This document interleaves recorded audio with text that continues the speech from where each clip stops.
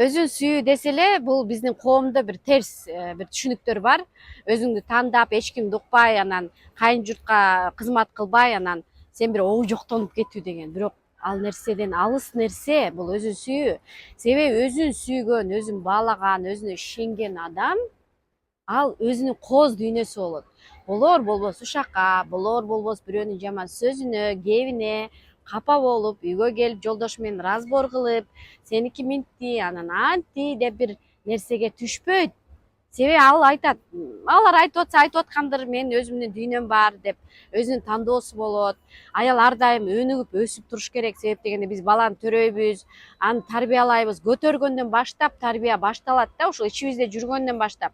А эгер биз элдин баарына таарынып, жек көрүп, мындай бир ушундай доомат менен жашап, ушинтип өнүгүп өсүү жолунда болбосок, бул өзүбүздү тандабай, өзүбүздү тааныбай жүргөн айым, анан ал кандай баланы тарбиялайт?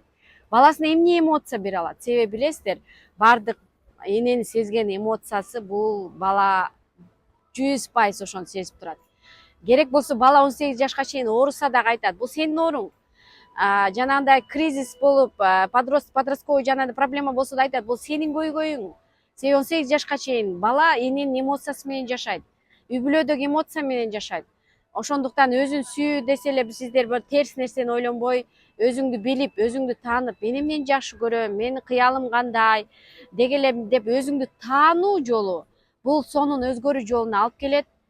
Качан гана өзүңдү сүйбөгөндө, самооценкаң ылдый болгондо, сага баардык адамдардын сөзү катуу тийип, сага тийишип аткандай болуп, өзүнчө эле бир кыжаалат сезим келет да. Ошондуктан өзүн сүйүү бул өзүн таануу, өзүн тандоо, өзүң кабыл алуу, өзүңдүн кооз дүйнөң, өзүңдүн кооз жашооң, ошол кооз нерсени балдарыңа берүү, бул ушул өзүн сүйүү болуп эсептелинет деп ойлойм. Ошондуктан мырзалар, өзүңүз айымдарыңыздын өзүн сүйүү жолуна барам, мен өзүм тандагым келет, өзүм өнүккүм келет десе, сөзсүз түрдө жолду ачыңыздар.